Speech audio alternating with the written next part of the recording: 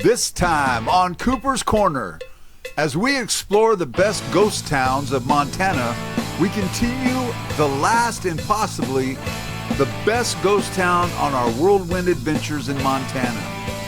We'll walk through the famous J.K. Wells Hotel, built in 1897. We'll go behind Main Street to explore the back roads, the schools, and the miner's cabin, which makes the backbone of Garnet. So come along on an adventure on this week's episode of Cooper's Corner on the Road.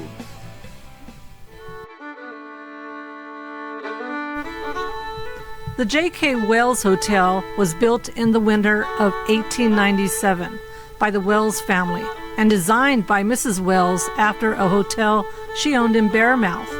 The hotel has 3 stories, elaborate finishings including stained glass windows, carved doors, oak staircase, and cloth-backed wallpaper. The ladies' parlor in the J.K. Wells Hotel offered a refined, comfortable space for women to gather, relax, and socialize.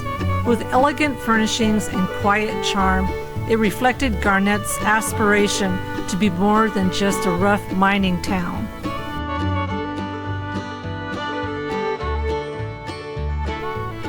The hotel office at J.K. Wells Hotel was warm, elegant, and efficient, a welcoming space where guests were greeted with friendly smiles, swift service, and the promise of a luxurious stay.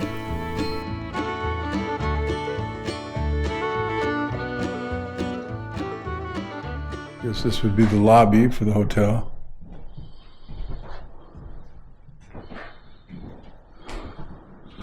I bet it was gorgeous back in the heyday when it was, this would have been all really pristine wallpaper and the floors would have been super clean and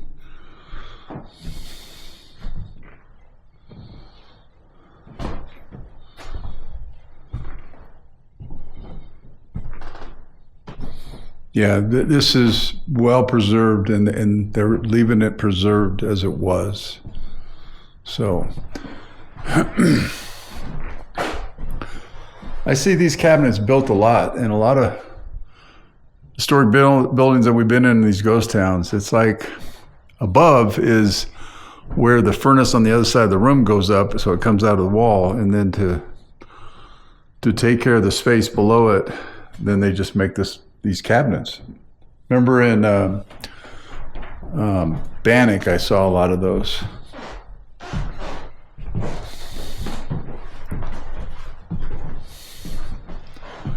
And this obviously would be the kitchen. Old coffee pot. They haven't changed much. We all know what this is. I have one of those. Sausage grinder. Wash tub. Here's the stove. Not complete, but definitely that's an old stove right there. Really cool.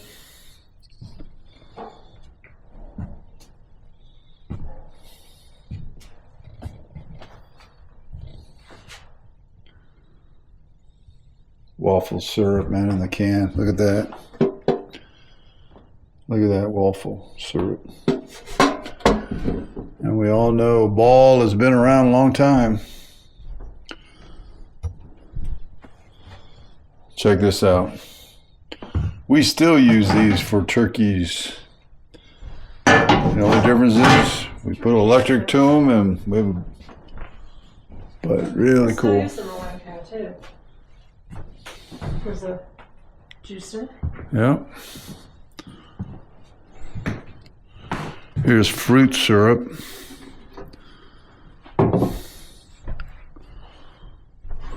Sherry, what would this be used for? Oh, that's like... It'd be on the stove. But... Yeah, you'd cover your pan with it, or you can use it for... No, it's like a skillet. Sit. No, it's not.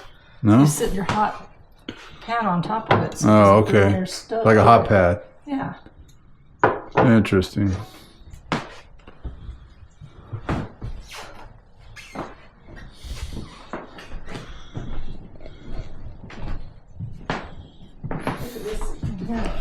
these old cast iron. Man, we make them better nowadays. This is pretty thin. That's cast iron. Yeah. That's the used cast iron back in the day. What does that say? Silver Leaf brand pure lard. So that's a lard can. Wow. Can? Wow. All right, let's go upstairs. They might.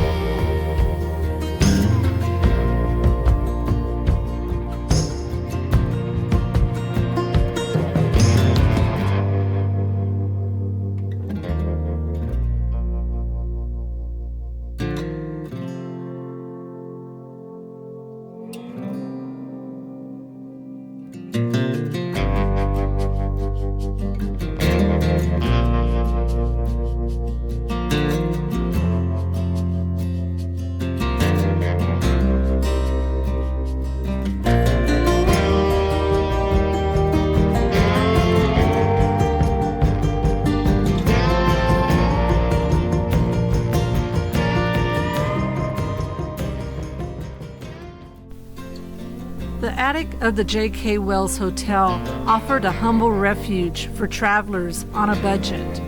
For a few coins, guests could roll out their own bed mats in a shared, open space beneath the rafters. A potbelly stove offered warmth, and lanterns cast a soft glow across the wooden floor. Though privacy was scarce, it was dry, safe, and warmer than the prairie night. A simple shelter for those needing rest without the cost of a private room.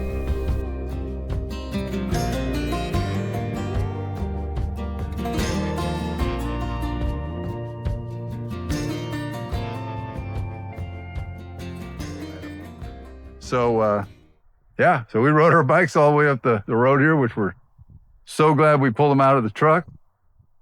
And so we're checking this school out, one-room school.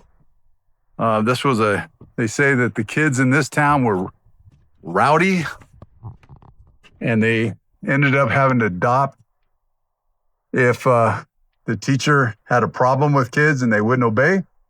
They were kicked out of the public school system, gone, which is kind of what it should be today. But they didn't take no duff here. So we'll walk around the yard here. And I think it's unique to think that in its day, late 1800s, this school yard would have been bustling with kids, and this would have been the life of that generation. And I think of like the Little House on the Prairie, you know. And so kid had to go to the bathroom, he had to run up here and use the outhouse. They got a couple outhouses. Uh-oh, wait a minute. We've got some inadequate artifacts. Those are not 1800 toilet seats. Those are newer.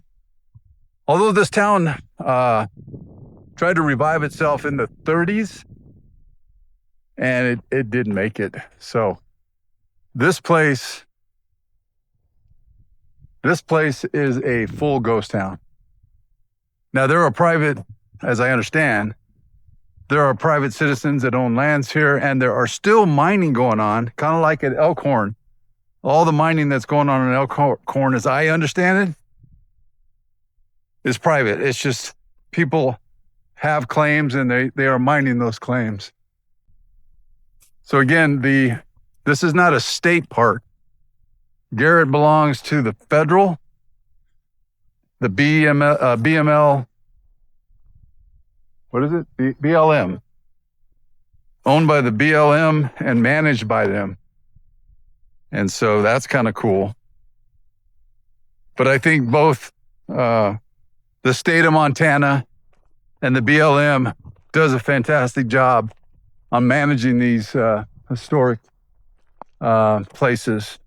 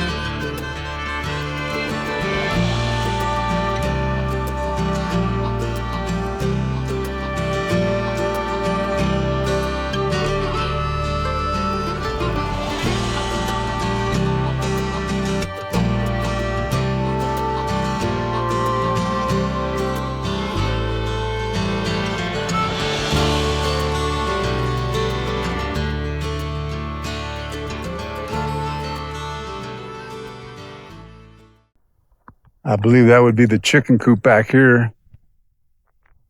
But you can kind of see it. Yeah, this is a full residence here. And this is the fencing that I see all the ranchers use in Montana, even today. It's like an old radio or something.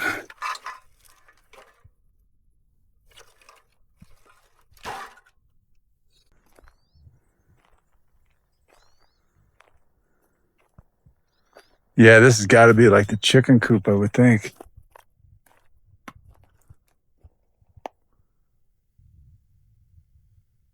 Some kind of shed.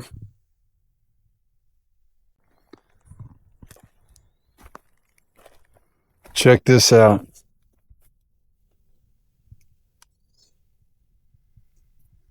So everybody knows what this is. This is a wagon wheel rim. And it's heavy, man. It's probably 20 pounds, 15 pounds.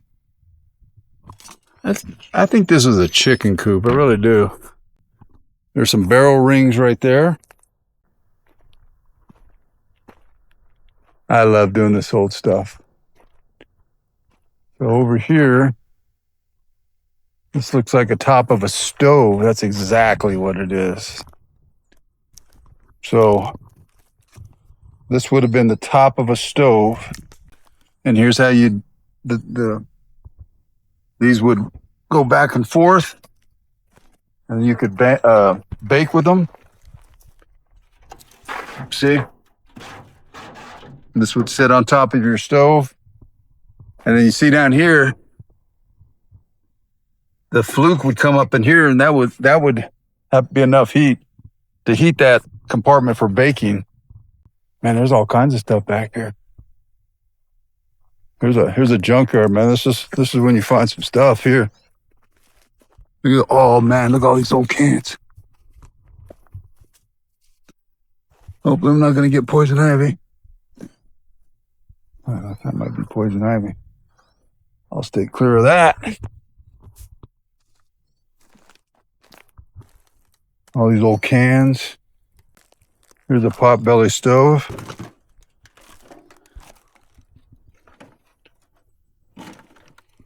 That's a potbelly stove right there. That's a small one.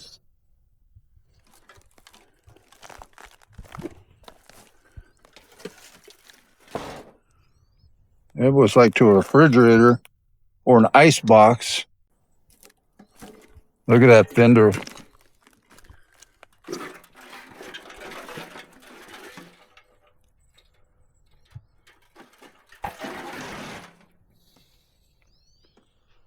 think that was an oil can because I see it says, looks like it says Amoco or something maybe.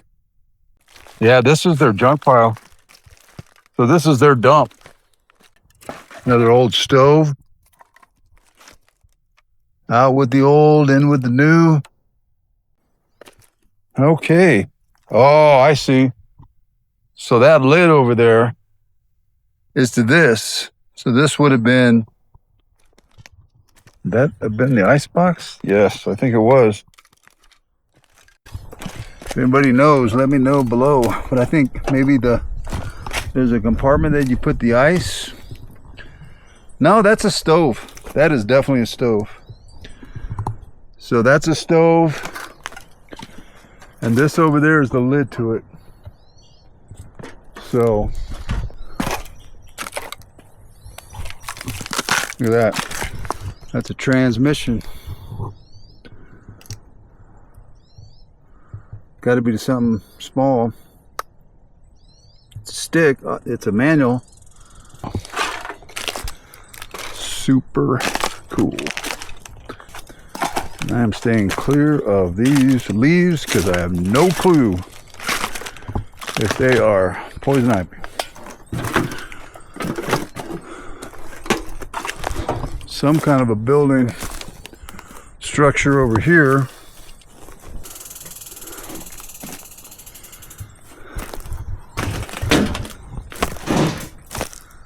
So yeah, that is super cool.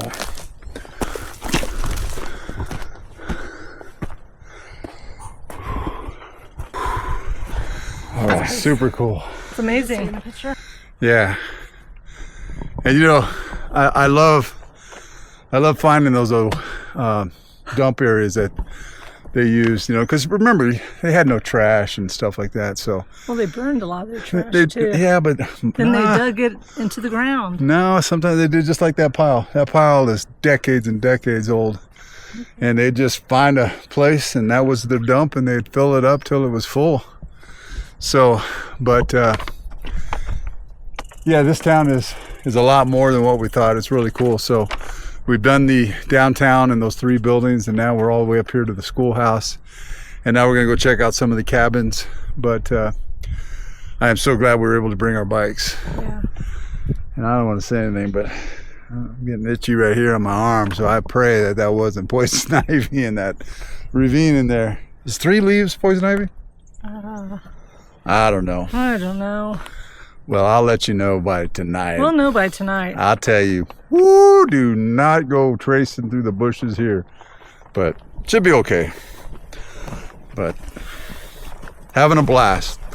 Having a blast for sure. You know, it's going on 2 months now. And this is really the last leg of our journey for phase 1 of our chapter.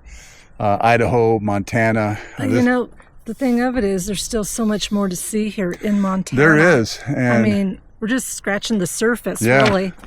And like Sherry and I, we didn't make it to Helena, which is the capital, which is really cool. And Next time. we said, well, we could swing by there and spend a couple hours, take some pictures. But we said, you know what? We're going to be going to the East Coast next year at some point, probably. So anyways, we're going to be coming through here multiple times as we travel across the country. And so we said, you know what, we'll just pick that up on the second journey. And there are still things in Montana that we got to check out, that we want to spend a little bit more time. And, but it's beautiful. You know, the thing is, coming from the hustle and bustle, I love the silence. Everywhere we go, these kind of places, it's just silence. It's just so nice to be out of the rat race. Yeah. And, you know, this is a popular place, you know, many places, but you don't feel we're the only ones here. As far as we know. I mean, you're not crowded, you don't have crowds, and you're able to take your time, and you just hear the silence. And we love that, man. Yeah, it's wonderful. So, yeah. All right, well, let's go check those cabins out. All right.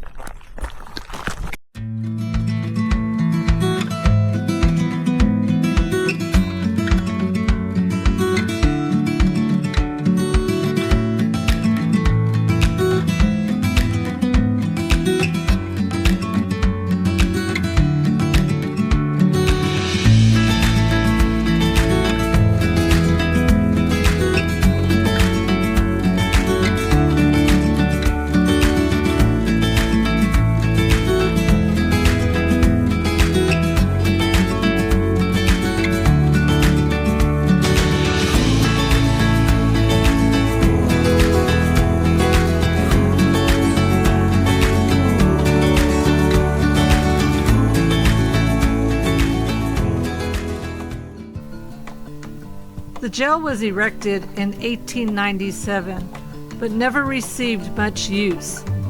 During the early days, there were shootings and problems with claim jumpers, but people generally would work out these issues without using the jail. In its heyday, it served as more of a drunk tank for rowdy minors, while serious criminals were sent to larger courts in Missoula or Deer Lodge. In the 1960s, Mr. Stoddard lived in the jail while collecting weather data.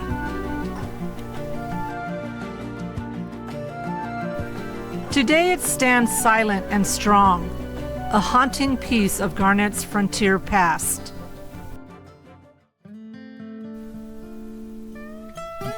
Garnet, Montana is one of the best preserved ghost towns in the American West.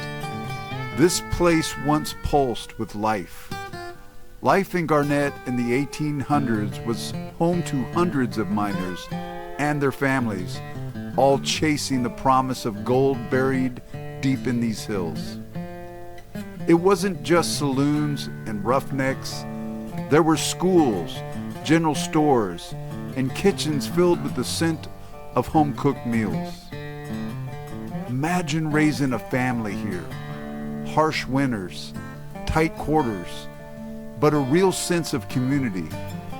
People worked hard, living simply, and clung to the hope with calloused hands.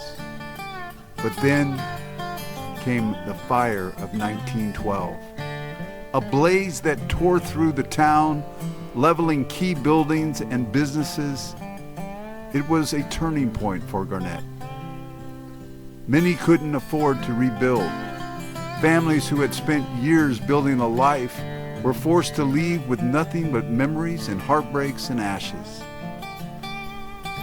When the gold eventually ran out, the voices faded. But Garnet still stands, a haunting reminder of those who dared to dream in the Montana mountains. As the wind whispers through these empty streets, you can almost hear their footsteps and feel the weight of the lives once lived here. As all old ghost towns go, one day time will eventually reclaim this town, and it will be no more. So this is the blacksmith, which one thing that has to always be in a blacksmith is a bellow. And there it is. Look at that. There's the bellow. So the furnace is gone. Look at this. It's a pipe cleaner right here. Yep, that's a pipe cleaner. Yep. And I would take it that these are rakes for the coals. That's for a wagon there. Old seahorse. There's a hole up there, so his furnace might have been right here in the corner. Oh, this is in the 30s. There's a powered bellow right there. That's what that is. But back in the 1800s, to make the fire hot and feed air into it, they'd use these big bellows.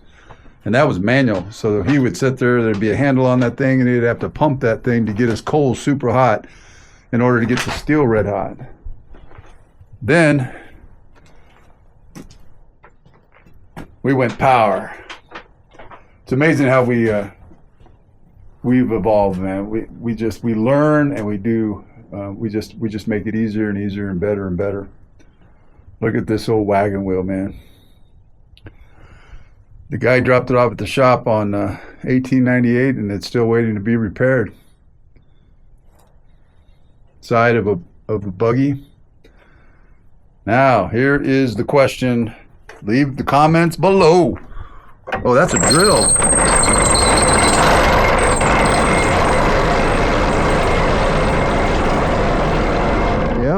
That is a manual drill. And that would have drilled holes through the steel, which would be something the blacksmith would need, right? Because he'd be putting rivets and stuff in there. Probably. And look at this beast. So I'm not sure. I mean, these are specific tools, but oh, that's a raker. Look at that. Look at that. So he's raking the coals, I would take it. That's my guess. Anybody out there give any insight? That'd be great. Oh, I didn't see these up here. So I don't know what these are.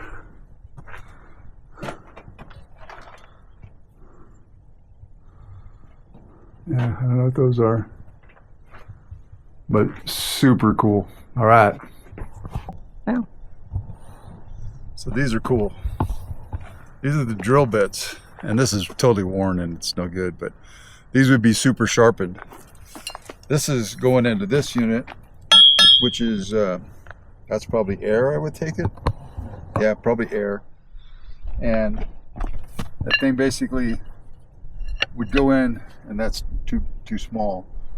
But what's amazing is, if you remember back on the episode on the manual one where they'd stand there, and that's where they would boom, and then they turn it, and they turn it, and they turn it. Watch your fingers. These, the machine would go in and out, and turn the blade and drill the holes. And then obviously, this would go like the one in the mine that we went into. Wallace. They would drill 12 feet in, and then they would blow that out, and then they would pack it with dynamite, and then blow it up. So these are just cabins. So let me just pan over here. You can see the town. That's the hotel right there. And Main Street is right down there. You can see it at the bottom. So again, the town burned. So everything other than those three buildings, the hotel, the saloon, burned down. And so we don't have that anymore. But all of these cabins up here survived. So these are all dating back to the late 1800s. These are original. And this would be just a regular cabin. And they wouldn't build it like a house up high. So the doors you'd have to cringe down and then go into. So me in the center, I'm about 6 inches from the top gable here. And somewhere there would have been their fireplace. I don't see a hole, but super cool. We used it as storage. That's probably the original door. No, that's too big. So I don't know. So we'll just kind of, this one has a 12 on it, Sherry. It just says these cabins were the homes of miners. Yeah, all of these were, yeah. They built their cabins quickly using whatever material was most easily obtained, so more time could be put into mining. Logs notched at the corners fit closer together, requiring less so this probably 12 represents all these small cabins. So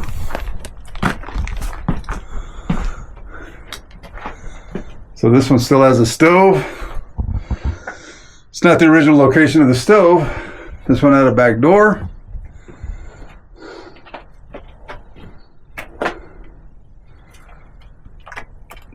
That's a low window. Well, you gotta remember, they may have sunk down into the ground a little bit. No. These didn't. That's the foundation. Is it? That's as big as it ever was. Okay. Yep. And I don't see where. There's a number over here. I don't see where they. Oh, there's one back here too, Mom. There's multiple outhouses. I don't know if there's an outhouse for every cabin. But this is this outhouse. And I always find it strange that these outhouses have two toilets in it. And I don't know. But I was kind of thinking, if it's dead winter, there's animals outside, your wife needs to go potty, you would probably go with her, and you wouldn't want to come take her back and go back again. I don't know. Maybe there's 2 seats for that reason. This one's gone. But it's all the same format. It's all the same floor plans. Just a crude 1-room miner's cabin. Just to keep you out of the cold. Place to lay your head. And I'll have to research it, but I don't know how far the mine or the mines were from Garret. I would imagine they'd be almost walking distance somewhere. This is really old. This is really primitive. Huh. Little potbelly stove. That's all you need for a room this size. Well, this miner must have been a foreman, because he's got a nice miner's cabin.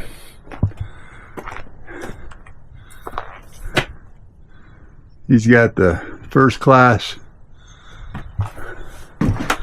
stove. I think it's time to buy new britches there, buddy. And then here,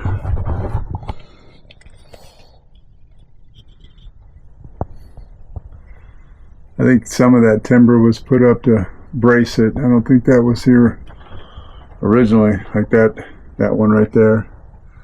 So they're just trying to preserve it from collapsing, kind of keeping it in the state of arrest that it needs to be in.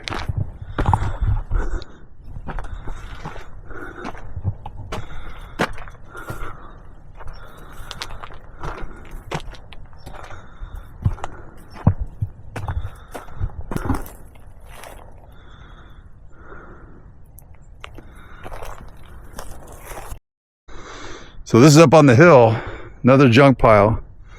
This is obviously a fuel tank. This right here. But look at this. Can't really tell. This is an old vehicle, maybe a Model T truck. I don't know. But you can see the front fender right here. I thought it was just the front fender. And that's where the spare tire would have gone. But that's the frame and everything. And there's the other side to it right there. Yep, that's the other side. So they had a slot for the spare tire on both sides, so they could haul 2 spare tires. And this is really cool. Old green glass. Old bottles. That's super cool. Looks like a coffee cup.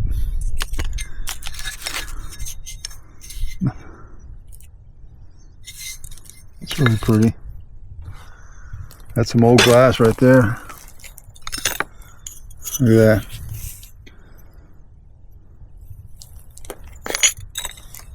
This is that old blown, I think this is blown glass. I won't swear by it.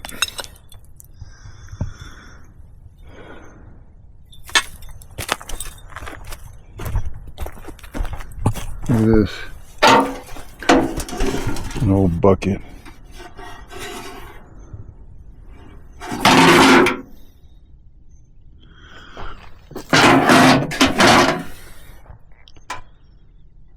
Still got oil in it.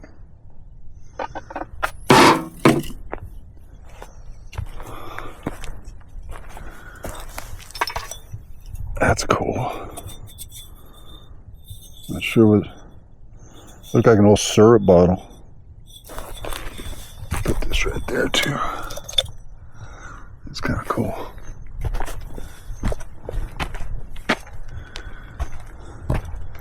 All right, we're gonna make our way down to down, and that looks like it's got a bunch of artifacts too. Next time on Cooper's Corner, we finish exploring the town of Garnet, Montana, and all that it has to offer. And our guide, Ms. Sherry, guides us through the remaining buildings and its history as it pertains to the Old West. And we'll travel the back roads on our bikes just to make sure we've covered every building and all that it has to offer. If you're going through Montana, Garnet is a must-see place. We pack up the RV and we hit the road for home. With our first journey in the bag, we are excited to see our family and friends. It has been an amazing experience this past month, and we will cherish these memories for our lifetime. And as we pull into our home base, we're welcomed by our family. So don't miss next week's episode on Cooper's Corner on the Road.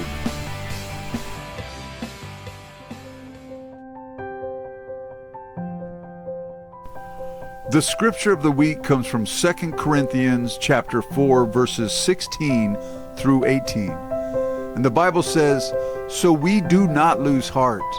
Though our outer self is wasting away, our inner self is being renewed day by day. For this light, momentary affliction is preparing us for an eternal weight of glory beyond all comparison.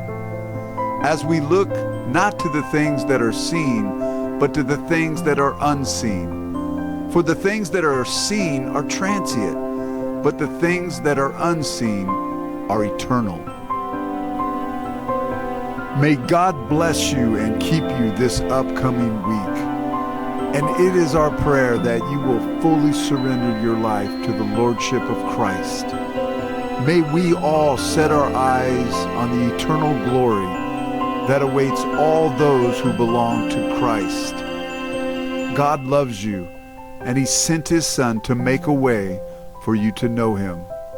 We'll see you next time on Cooper's Corner on the Road. God bless.